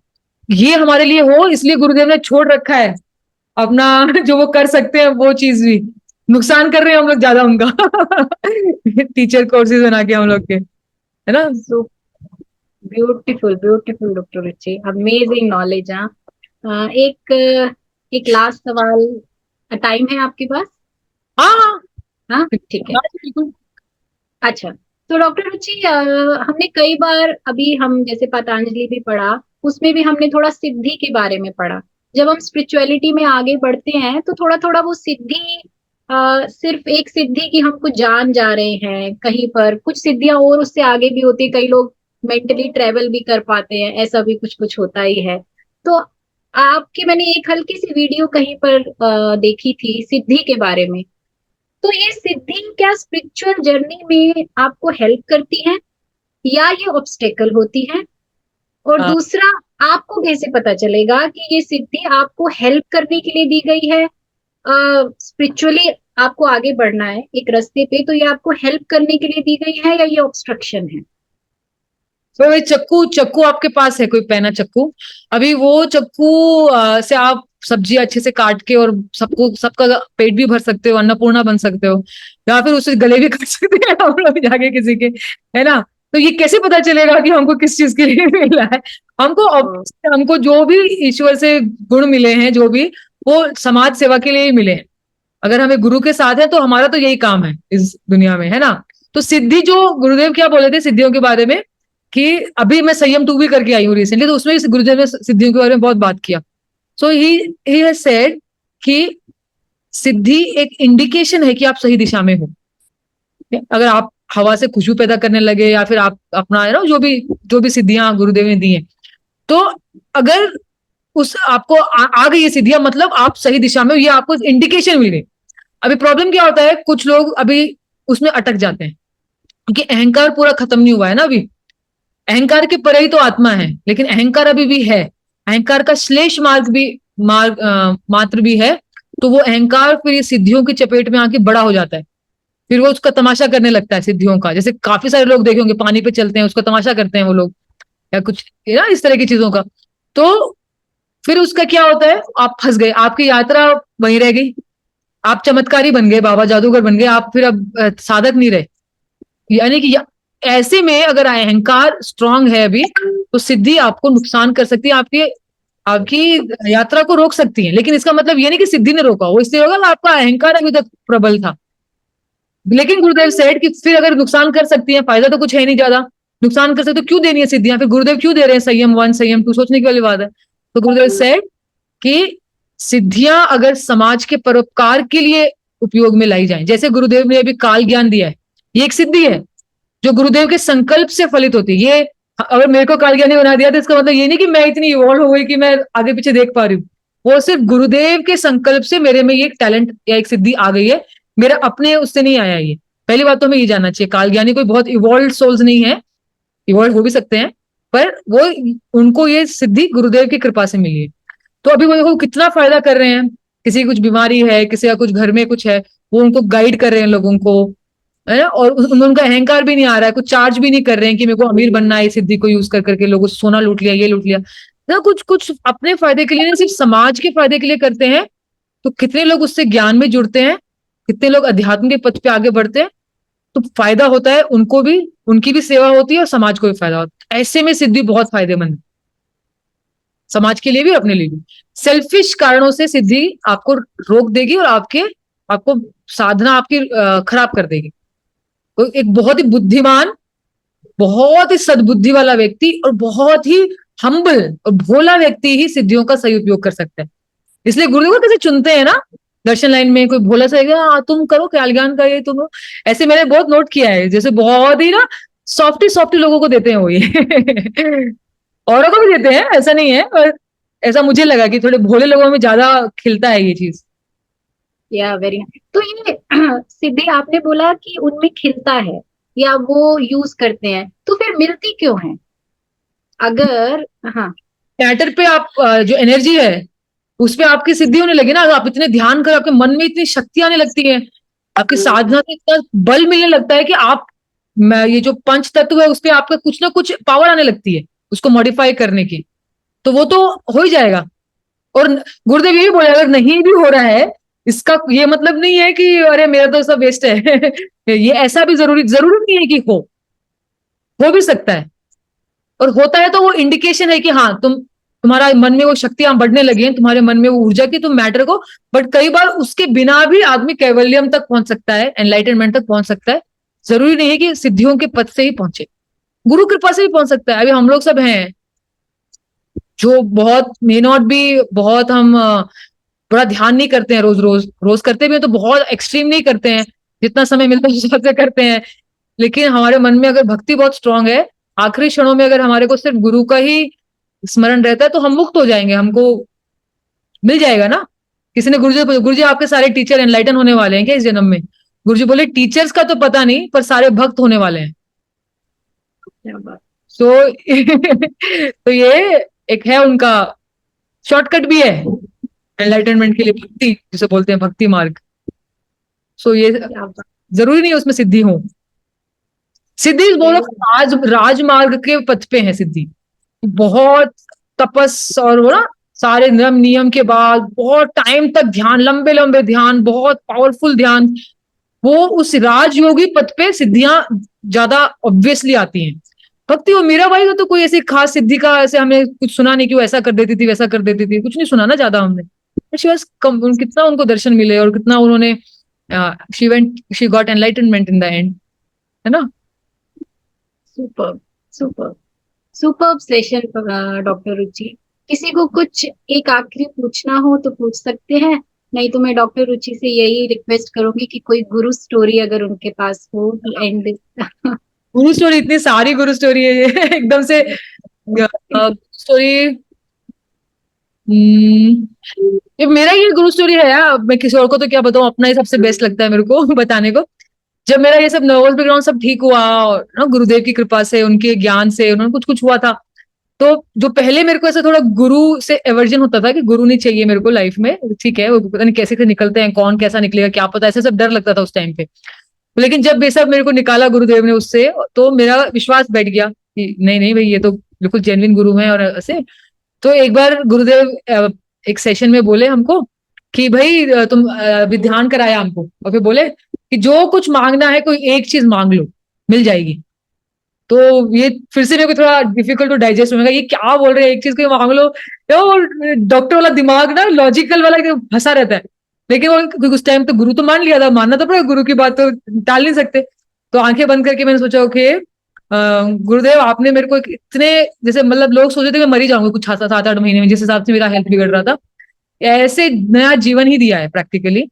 तो मैं आपको मिलना चाहती हूँ और मैं आपको बताना चाहती हूँ आप कितने इंपॉर्टेंट रहे मेरे लाइफ में और मैं सब कहानियां सुनती थी सब टीचर से ना कि हाँ पहले के टाइम पे गुरुजी ऐसे बैठे रहते थे आधे आधे घंटा एक एक घंटा ये वाला, तो मेरे को थोड़ा थोड़ा सा जलन होता था सही बताऊं तो मैं बोलती थी कि फिर मेरे को जैसे पहले के टाइम पे आप सबके साथ इतना समय देते, तो मेरे साथ भी मुझे आपके साथ 20-25 मिनट बैठ के ऐसे टाइम स्पेंड करना है और आपको बताना है कि आप कितने इंपॉर्टेंट थे मेरे लिए। और उस टाइम पे 2018 की बात है, ना मैं आर्ट ऑफ लिविंग टीचर थी, ना मैं कोई वॉलंटियर थी। एक कोर्स ऑर्गेनाइज कराया था मैंने पहली बार लाइफ में उस टाइम पे, और उस टाइम पे नया नया मेरा वो नर्वस ब्रेकडाउन खत्म हुआ था, मेरी हेल्थ थोड़ी ठीक होनी शुरू हुई थी। तो मैंने ऐसा सोच के फिर आंखें खोल ली, और मुझे मैं एक्चुअली मैं सही में एक्सपेक्ट भी नहीं कर रही ऐसा होने वाला है, क्योंकि मेरे को यकीन ही नहीं था इन सब चीजों में कि ऐसे एक चीज मांग लो मिल जाएगी, ये सब क्या है, ये सब ऐसा ऐसा लगता था। उसे कुछ महीनों के बाद मैं जब दिल्ली से विशाखापट्टनम, जहां मेरी पोस्टिंग थी उस टाइम नेवी में, मैं जाने वाली थी, मेरी टिकट बुक थी, तो फ्लाइट वालों का मेरे पास कॉल आया कि आपकी वो फ्लाइट कैंसिल हो गई है, या तो अपने पैसे वापस ले लो या फिर हम आपको कनेक्टिंग फ्लाइट दे सकते हैं उस दिन। मैंने कहा तो कनेक्टिंग ही दे दो भाई, पैसे नहीं चाहिए। और जिस दिन जाना था उससे 2 दिन पहले मेरी फ्रेंड का फोन आया कि गुरुदेव आ रहे हैं 7 साल के बाद विशाखापट्टनम। तो मैंने कहा ओ माय गॉड, कहते कहते उसी दिन आ रहे हैं जिस दिन तू आ रही है। मैंने कहा वाह मेरे को शायद एयरपोर्ट पे मिल जाए, ऐसा था कुछ। मैं तो बड़ी खुश हो गई। फिर मैंने अपनी फ्लाइट चेक करी कि कहाँ से क्या है, कितने बजे की है, ये सब देखा, तो Delhi to Bangalore, Bangalore to Visakhapatnam was my flight. And it never happen, because Visakhapatnam के लिए वाया हैदराबाद होती है या विजयवाड़ा होती है, वाया बैंगलोर तो होती नहीं है, बैंगलोर इतना दूर है, it itself is a 2 hours kind of flight. तो मैं सोची बाप रे ये कैसी फ्लाइट है, क्या गुरुजी से फ्लाइट तो नहीं है, ऐसा सोचना शुरू किया। मैं एकदम जब बोर्डिंग गेट पे थी, वॉज वेरी एक्साइटेड कि ऐसे हो सकता है क्या, हो सकता है क्या, and I was like doubtful also कि नहीं इतनी लकी तो मैं नहीं हो सकती भाई, ये तो थोड़ी ज्यादा बड़ी बात हो जाएगी। And exactly 25 minutes before the boarding time, Gurudev comes to the boarding gate and he is alone, and मेरी फ्लाइट में कोई आर्ट ऑफ लिविंग का नहीं है। nobody is bothered about Gurudev किसी को ज्यादा कुछ इंटरेस्ट नहीं उनको चिपटने का, उनको ना घेरने का। मैं और गुरुदेव, और मैं पहले तो मुझे यकीन ही नहीं हुआ, और फिर मेरे को जब होश संभाल के पकड़ पकड़ पकड़ पकड़ पकड़ गुरुजी पता है क्या हुआ, पता है पूरा पता है करके उनको इतना सब पकाया मैंने। And then I still remember, ये तो जबरदस्त 20-25 जितना मांगा था उतना ही बाद में याद आया मेरे को बैठने के बाद फ्लाइट में, ओ यही मांगा था मैंने उस दिन करके। और फिर जब चढ़ रहे थे फ्लाइट में उससे पहले मैंने गुरुजी को बोला, गुरुजी अभी आप जब बैठोगे अपनी सीट पे तो मैं आ जाऊं। आपकी सीट पे भी आ जाऊं, मैं आपकी सीट के पास बातें करने के इतनी लालची ना, मन नहीं भरता है। तो you know the most polite and the most beautiful and loving answer I got, वो आंसर में इतनी सुंदरता है कि मैं उसको बताना चाहती हूँ, not as a guru story but as a beauty of the guru. He said, हाँ आ सकती हो, लेकिन देखो वो कई बार वो एयर होस्टेस ना गुस्सा भी हो जाती हैं, तो तुम उतरने के बाद भी तो आ सकती हो, है ना? फ्लाइट से उतरने का। सो स्वीटली सेड, कुछ क्या पिघल गई मैं एकदम, इतने प्यार से उन्होंने ना बोला मेरे को कि वो हाँ से भी मीठा लगा, कि हाँ आ सकती हो से भी ज्यादा मीठा ये लगा मेरे को जो उन्होंने बोला ना कहने के लिए। So that was jealous, feeling jealous, Mamta ji. So that was this, and then I sat on my seat and I just started crying, thinking, "Oh, this is exactly what I asked for." तो ऐसे धीरे धीरे करके, and I feel so lucky sometimes कि मैं इतनी अक्खड़ और इतनी stuck with the intellect kind of, मैं इतनी ढीठ, बहुत सारे मैं एडजेक्टिव्स दे सकती हूँ अपने बारे में, over ambitious and this and that, but I feel that God has done so much hard work on me. इसको पहले नर्वस ब्रेकडाउन दो, फिर इसको थोड़े मिराकल्स दो, फिर इसको थोड़ा प्यार से टीचर बनाओ, फिर you know he has crafted everybody's life. You just have to be open to it. He is taking care in a very much more beautiful way than I can even expect. एक simple सी ENT surgeon बनके पूरा जीवन काट दिया होता मैंने, लेकिन because of all this experiences, because of the nervous breakdown जो उस टाइम इतना कड़वा लग रहा था, लेकिन अभी वो इतना मीठा लगता है, उसकी वजह से एक नई रास्ता मिला, एक गुरु के साथ इतना अलग आत्मीय संबंध मिला जो कोई चीज मैच नहीं कर सकती ना। तो दुख आता है तो हम डर जाते हैं, हमें गुस्सा आता है कि मेरे साथ ही क्यों हुआ, ऐसा क्यों किया भगवान तुमने, सब सब ठीक ही होता है आखिर में, वो एक अच्छी चीज ही होती है। अभी जैसे अभी मेरा एक सर्जरी हुआ, I had a dermoid cyst in my ovary. एक ओवरी मेरी पहले ही जब मैं छोटी थी तभी निकल गई थी, दूसरी ओवरी में डर्मोइड सिस्ट हो गया। अभी ऑब्वियसली एक बहुत कार्मिक थिंग था, इसमें तो कोई वो नहीं है, क्योंकि मेरे को जेनेटिक प्रॉब्लम है कुछ ओवरीज का मे बी। तो वो मेरा सर्जरी हुआ, उसके बाद मेरे को यूरिन इन्फेक्शन हो गया, मेरा बैंड बच गया भयंकर, पेट में दर्द ठीक ही नहीं हुआ बहुत दिन तक, और हर 2-2 घंटे में वॉशरूम जाना पड़ रहा था, नींद ही पूरी नहीं हो रही थी, हीलिंग ही नहीं हो पा रही थी। तो मेरा बहुत ज्यादा प्रॉब्लम, मेरे को बहुत ज्यादा इशू हो गया। लेकिन अब इस बार क्या था, इस बार कोई गुस्सा नहीं था भगवान से, मेरे साथ ही क्यों, ये क्यों, वो कुछ नहीं, जो हो रहा है कुछ तो इसमें पॉजिटिव है, कुछ तो इसमें अच्छा ही होगा, ऐसा सोच के बस ऐसे में लेटी हुई थी। संडे का दिन था और मैं इस हालत में थी नहीं कुछ सेवा कर पाऊं, कुछ कोर्सेज ले पाऊं, मैं बस विचार आया ऋषिकेश जाना है, मैं ऋषिकेश भाग गई। अगले ही दिन मंडे को ही भाग गई मैं। थर्सडे से मैंने कोर्स चालू किया, एडवांस कोर्स। कुछ कोर्स में कर नहीं पाई ज्यादा, बार बार जाके मेरे को टॉयलेट जाना पड़ रहा था, मतलब इट वॉज पेनफुल। एक भी पद्म साधना नहीं कर पाई मैं के पेट के बल लेट ही नहीं सकती थी। बेसिकली कोर्स में कुछ कर ही नहीं पाई मैं, लेकिन फिर भी मैं बैठी रही। You won't believe, on the last day of the course शाम को 5 बजे मेरे को पेट में ऐसे सेंसेशंस हुए, इतने जोरदार सेंसेशंस, और 1 घंटे के अंदर ना मेरा यूरिन इन्फेक्शन था, ना मेरी जो सर्जरी का पेन था वो बचा था, और जो मेरा पत्थर जैसा हार्ड पेट हो रखा था ना वो बचा था। इट वॉज लाइक और तब से उस मूवमेंट से, उस दिन से भी नहीं, उस मूवमेंट से ऐसा लग रहा है कि मेरा कुछ हुआ ही नहीं, ऑपरेशन कुछ मेरे को कुछ प्रॉब्लम ही नहीं है बिल्कुल। मैं ऐसे ही भागा दौड़ी, energy levels everything is back to normal suddenly.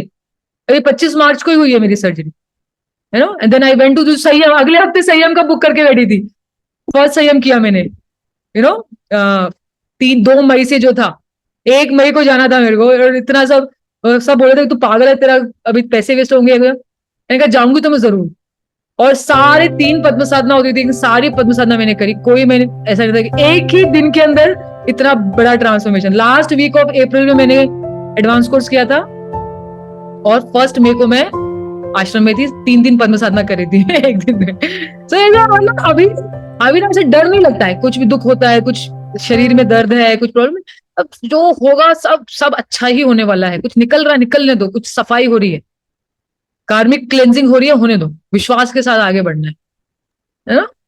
Super. Thank you, नमस्कार। जब मैं अभी लास्ट वीक अपने हस्बैंड को बोल रही थी कि ना हम तो नारद भक्ति सूत्र सुन रहे हैं और सब ज्ञान सुनने का मन होता है, तो मैंने जिनको बुलाया वो ईएनटी सर्जन है, तो मुझे नहीं पता मैं क्या सवाल पूछूं, क्या डिलीवर होगा, यू नो। तो मैंने 3-4 सवाल पूछ के फिर एक छोटा सा ध्यान करा दूं। पर अभी आपको सुनने के बाद मेरे को मन ऐसा कर रहा है, आज जाने की जिद ना करो, इतना मन कर रहा है आपको सुनते जाओ, इतना सुंदर। शायद क्योंकि आपका एक प्रैक्टिकल टच है, एक साइंटिफिक माइंड है, प्लस वो अब दिल तो पूरा ग्रेस से और कृपा से वो भरा हुआ है, तो वो सुनने में बड़ा अच्छा लग रहा है। ऐसी एरी फेरी बातें नहीं लग रही, ऐसा लग रहा है हाँ कोई हम कनेक्ट कर पा रहे हैं इनसे, ये जो बोल रहे हैं इनको समझ पा रहे हैं, इनको सुनने का और मन कर रहा है। आई थिंक सबका ऐसा ही हो रहा है ना, और थैंक बस यू सुनने का ऐसा है। पर बहुत सुंदर तरीके से आपने सारे सवालों के जवाब और डिलीवर किया knowledge. Amazing, thank you so much. Thank you.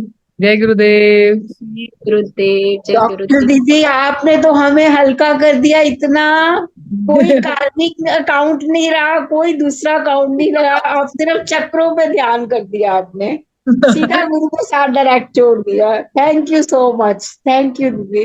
Thank you, नमस्कार। राधे दीदी। यस, फिर से मिलेंगे। Yes Mamta ji, sure. अच्छी बात है। ओके। बिल्कुल से। Thank you everyone for joining. जय गुरुदेव। थैंक यू दीदी, आपका भी बहुत शुक्रिया। Thank you so much. See you tomorrow.